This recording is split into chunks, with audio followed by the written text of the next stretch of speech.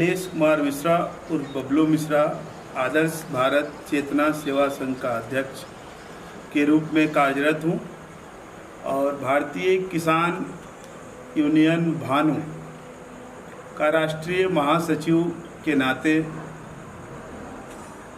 मैं पूरे देशवासियों को फिर से प्रणाम कर रहा हूँ।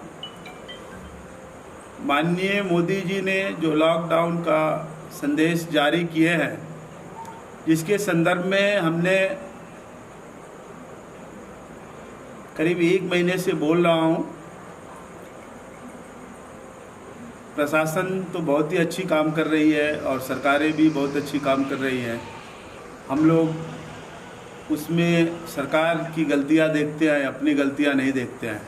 हम भी एक देश के नागरिक हैं, तो नागरिक के हैसियत से मेरा भी एक जिम्मेदारी बनता है कि हम लोग भी अपनी धर्म का निर्वाह तो करें, लेकिन सरकारें कर रही है, प्रशासन अपनी ड्यूटी कर रही है, लेकिन जनता अपनी ड्यूटी कुछ नहीं कर रही है। जनता की ड्यूटी प्रशासन को करनी पड़ रही है। तो कब तक जनता की ड्यूटी प्रशासन करती रहेगी? प्रशासन अपने बीवी बच्चे सबको छोड़ के, डॉक्टर अपने बीवी बच्चे को छोड़ के और इस कोरोना जैसी संकट की घड़ी में हम सब का साथ दे रही है और हम लोग उसको नज़रअंदाज करते हैं, प्रशासन के ऊपर दुर्व्यवहार करते हैं, डॉक्टर के साथ दुर्व्यवहार करते हैं, मीडिया वाले के साथ दुर्व्यवहार करते हैं। ये बहुत दुखद स्थिति हमारे देश की है कि जो हमारे रक्षक है उन्हीं के ऊपर हम प्रहार करते हैं। ये बहुत दुख की बात है, बहुत शर्म की बात है। अपना इतना बड़ा राष्ट्र है और इतना घिनौना हरकत सुन के भी आदमी को बिलीव नहीं होता है कि हमारे देश के जनता क्या ऐसे भी काम कर सकते हैं। मैं एक बार फिर से अपने पूरे देशवासियों से हाथ जोड़ के विनती कर रहा हूँ कि आप लोग माननीय मोदी जी के आदेश का पालन करें और सरकार का साथ दें, प्रशासन का साथ दें, मीडिया का साथ दें और डॉक्टर लोगों को साथ दें। इसके बाद मैंने पिछले 2 बार से लाइव में भी मैंने बोल रहा हूँ कि माननीय नीतीश जी ने आज जो कदम उठाए हैं, यही कदम अगर उन्होंने आज 2 दिन पहले उठाए रहते तो आज जो बच्चे के माँ बाप, जो बच्चे, जो बिहार की जनता उनको जो नज़र से देख रही है, वो नज़र आज नहीं रहती थी। नीतीश जी को मैंने कितनी बार बोला कि नीतीश जी आप एक जनप्रतिनिधि हैं, एक राज्य के मालिक हैं, तो आपकी ये जिम्मेदारी बनती है। हमारे माननीय जोगी जी ने, यूपी के जो सीएम हैं, कितने बढ़िया काम किए हैं। हमारे मध्य प्रदेश के सीएम जी ने कितने अच्छे काम किए हैं। तो वो भी तो देश के प्रतिनिधित्व कर रहे हैं, उनकी भी तो जिम्मेदारी है, तो आपकी भी तो जिम्मेदारी है। आपकी सरकार ये बोल रही है कि हमारे पास ऐसी व्यवस्था नहीं है जो हम उन लोगों को ला सके। आखिर आज आपने उस चीज़ को किया है। तो मैं उसी संदर्भ में बोलना जा रहा हूँ। मैं एक दिन और पहले भी बोला हुआ था कि जो भी विद्यार्थी कोटा में फंसे हुए हैं, हम उन लोगों के विषय में आग्रह किया था। और हमारे तेजस्वी जी राजनीति तो करते हैं, बहुत अच्छी राजनीति करते हैं, कमेंट भी करते हैं, लेकिन करते कुछ नहीं है। अरे वो भी तो सरकार 20 साल तक सरकार के अंदर उनकी पार्टी की सत्ता रही है, तो उनकी भी तो कुछ दायित्व बनती है। उन्होंने बोले थे, लेकिन आज तक एक भी बच नहीं दिए। हम भारतीय किसान यूनियन भानु के राष्ट्रीय महासचिव होने के नाते हम लोगों ने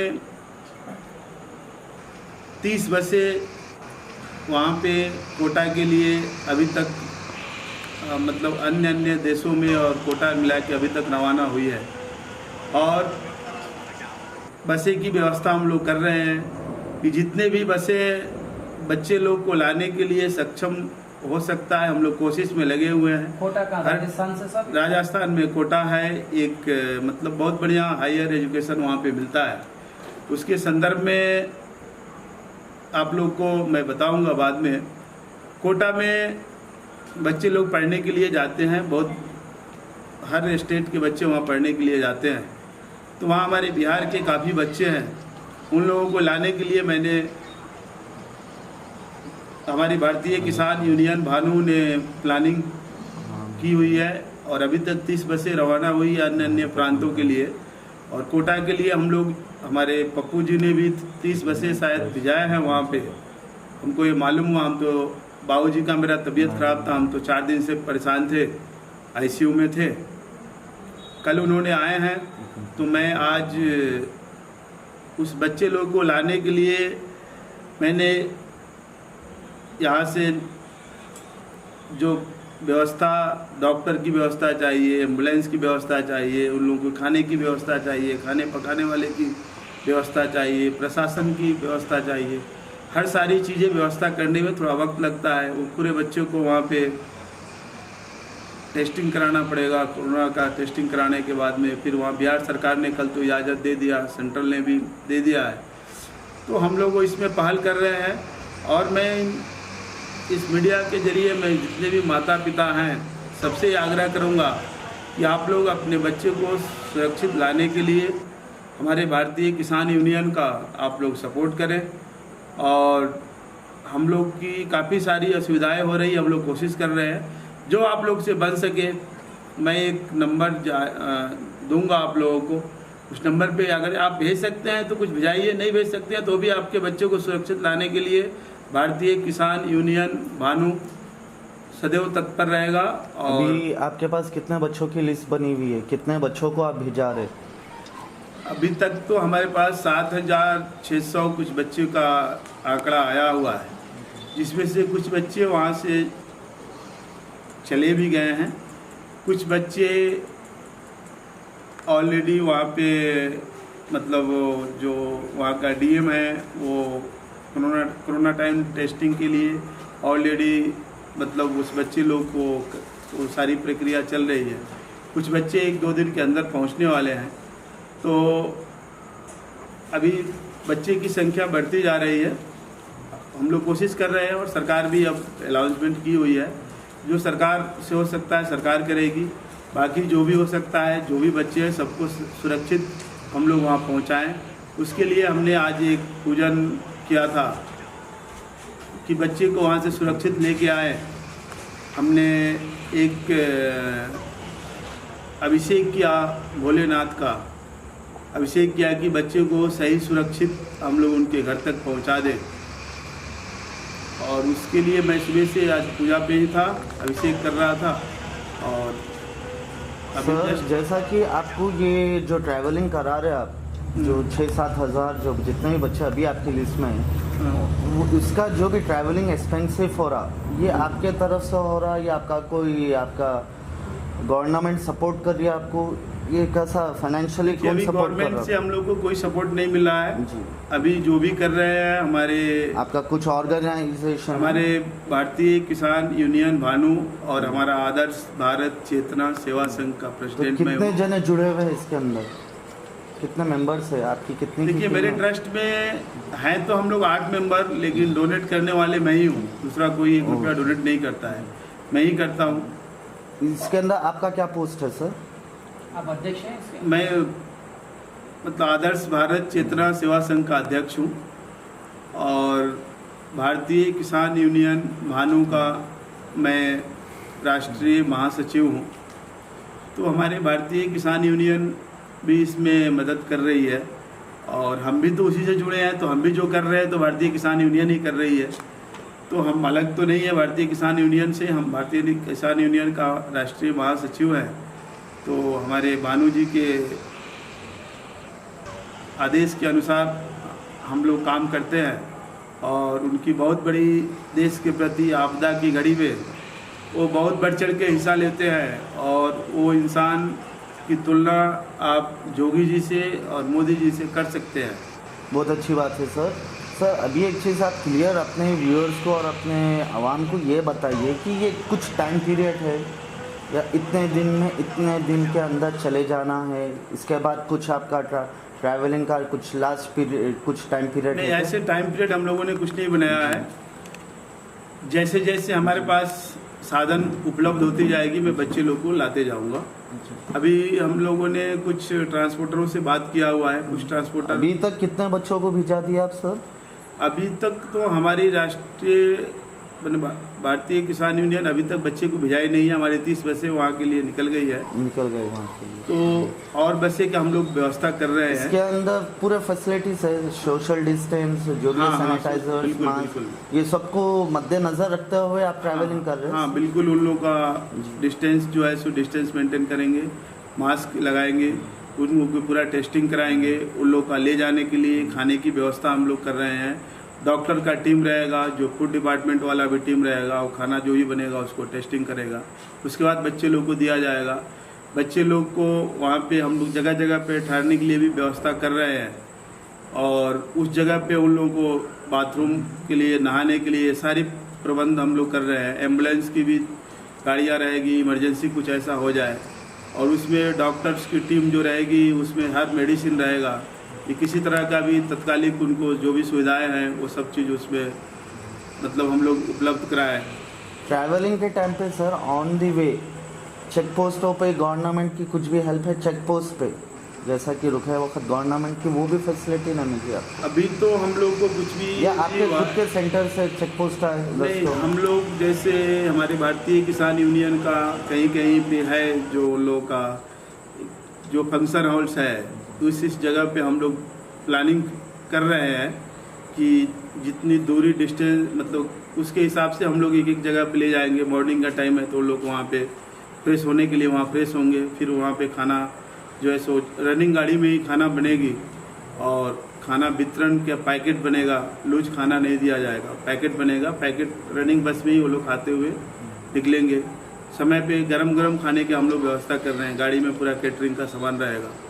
और बस एक आखिरी सवाल आपसे, देश के नाम पे कुछ संदेश आपके ट्रस्ट से हुए? मैं ट्रस्ट के जरिए और भारतीय किसान यूनियन के जरिए यही बोलूँगा कि जितने भी पूंजीपति लोग हैं सबको इसमें बढ़ चढ़ के हिस्सा ले।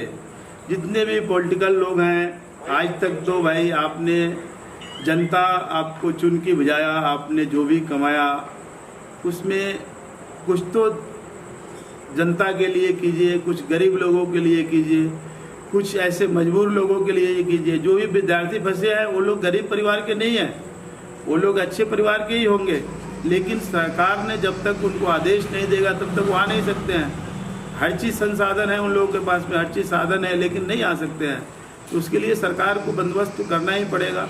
सरकार अगर जो आज नीतीश जी पहले ही अनाउंसमेंट कर देते थे कि हाँ एक बच्चे के लिए हमने इतना पैसा फिक्स कर रहा हूँ, इतना बच्चे हर गार्जियन अपने पैसे डाले और मैं उनके बच्चों को सही सलामत लेके आऊँगा, तो आज नीतीश जी की जय जय होती थी। आज पप्पू जी ने जो काम किया बहुत अच्छा काम किया, मैं उनको तहे दिल से प्रणाम कर रहा हूँ। और पूरे बिहार के जितने भी विद्यार्थी हैं उनके माँ बाप की तरफ से, वो बच्चे की तरफ से मैं उनको प्रणाम भी कर रहा हूँ कि वो बहुत अच्छे काम किए हैं। तेजस्वी जी ने बोले ज़रूर लेकिन किए कुछ नहीं है, तो उनसे ही मैं आग्रह करूँगा कि वो भी करें। सरकार बोल दी, सरकार ने तो बता दी हम असमर्थ हैं, लेकिन आपने बोले कि हमने आप हमको आदेश दो, तो उन्होंने आदेश दे दिया है, आप कीजिए। और इसके साथ मैं एक चीज़ ज़रूर बोलूँगा जनता से कि आप लोग जब इलेक्शन का पीरियड आता है तो ऐसे आदमियों का चयन करें आप लोग, जो आदमी देश के हित में काम करे, जिसके अंदर त्याग की भावना हो। पैसे पे और जातवाद पे जो वोट मांगता है उसको बहिष्कार कीजिए। और पार्टियों से मैं आग्रह करूंगा कि ऐसे कैंडिडेट का आप चयन करें। एक रिक्शा चलाने वाला क्यों नहीं हो, उसके अंदर अगर त्याग की भावना है, जनता के बीच समर्पित करने का उसके अंदर अगर जज्बा है, तो उसको आप टिकट दें। और जनता से आग्रह करूंगा कि आप चंद सेकेंड के लालच में आके 5 साल अपने परिवार का जिंदगी आप जो है सो न्यौछावर कर देते हैं चंद सेकेंड की लालच में। अरे कोई 1000, 2000, 5000 देगा, उससे क्या होगा? 5 साल तो आपका गया। ऐसे आदमी को चयन क्यों करते हैं? और जातिवाद पे वोट मत दीजिए आप लोग, कैंडिडेट वैसा चुनिए आप लोग जो कैंडिडेट जनता के लिए समर्पित हो। मैं इस चीज़ को एक दिन और भी बोला था और आज भी भाई मीडिया भाई लोग के बीच में मैं ये चीज़ बोल रहा हूँ कि पार्टी वैसे कैंडिडेट को चयन करे और जनता वैसे आदमियों वैसे कैंडिडेट को वोट दे जो आपके लिए दिन और रात एक करके, वो अपने लिए नहीं देश के लिए काम करे, और अपने लिए वो काम नहीं करे, वो देश के लिए काम करे। जैसे हमारे माननीय योगी जी हुए, जैसे हमारे माननीय मोदी जी हुए, इस तरह के जो आदमी हैं उनको आप लोग सपोर्ट करें। जय हिंद, जय भारत, जय तेलंगाना, जय हिंदुस्तान, जय जवान, जय किसान, जय बिहार।